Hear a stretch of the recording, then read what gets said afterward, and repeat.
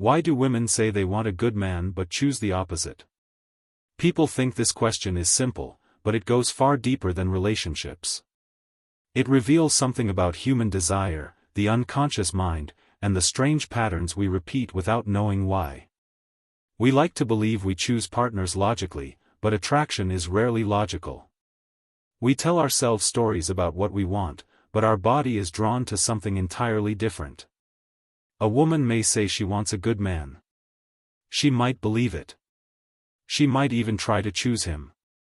But the unconscious mind has its own memories, its own wounds, its own definition of what feels like love. And the unconscious always wins. What we desire is not shaped by our conscious beliefs, but by the emotional experiences that built us.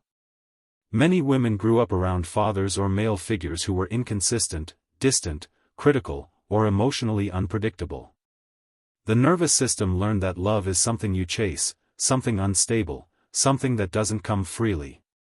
As adults, stability feels unfamiliar. Kindness feels suspicious. Predictability feels boring. The good man doesn't activate the emotional tension they grew up with, so he doesn't feel like home. He feels foreign, and the mind avoids the unfamiliar, even if the unfamiliar is healthy.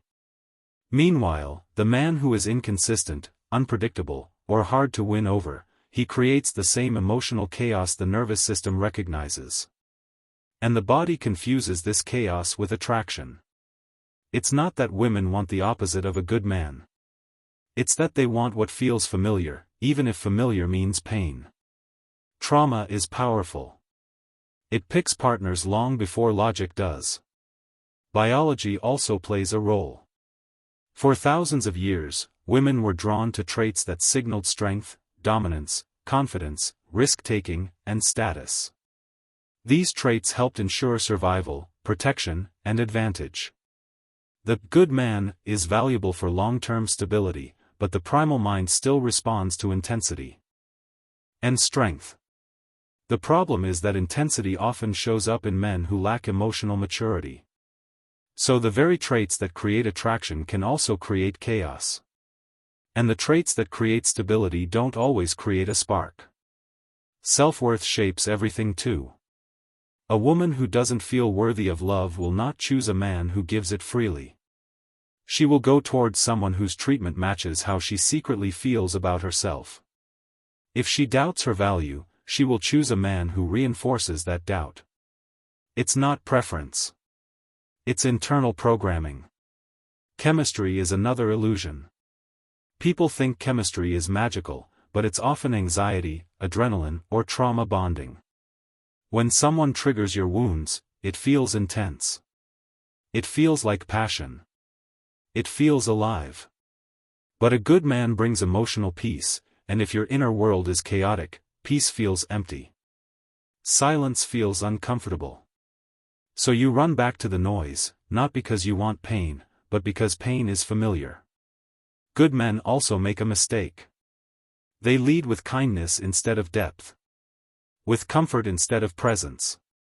They think being a good man is enough, but goodness without confidence becomes passiveness. Goodness without boundaries becomes people-pleasing. Women don't reject good men. They reject good men who lack self-respect, direction, grounded masculine energy. A man who is good, strong, centered, confident, and stable is not boring. He is rare. The attraction comes not from goodness alone, but from a combination of goodness and strength. There is another hidden layer, the desire to fix someone. Many women choose difficult men because they unconsciously want to heal, change, or earn their love. It's a psychological attempt to rewrite an old story. If they can win the love of a man who is emotionally unavailable, it feels like redemption.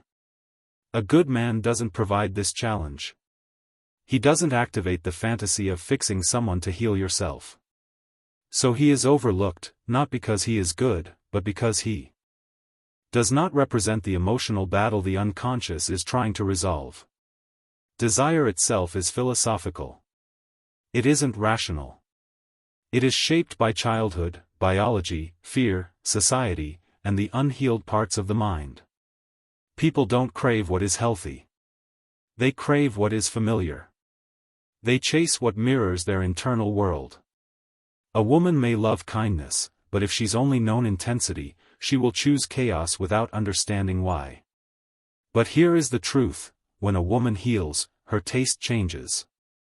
She stops confusing anxiety with attraction. She stops chasing men who trigger her wounds. She stops mistaking emotional instability for passion. She begins to feel drawn to calmness, stability, integrity, and sincerity. Safe begins to feel safe, not boring. The good man stops being invisible. And men must learn this too: being a good man is not the same as being an attractive man. Attraction comes from goodness combined with presence, boundaries, purpose, self-respect, confidence, and emotional strength. Without these, goodness becomes softness instead of strength. So why do women say they want a good man but choose the opposite? Because desire is unconscious. Because the nervous system returns to what it knows. Because biology still whispers. Because self-worth shapes choices. Because emotional patterns repeat until they are faced. Because intensity feels more real than peace. Because healing has not happened yet. Women don't reject good men.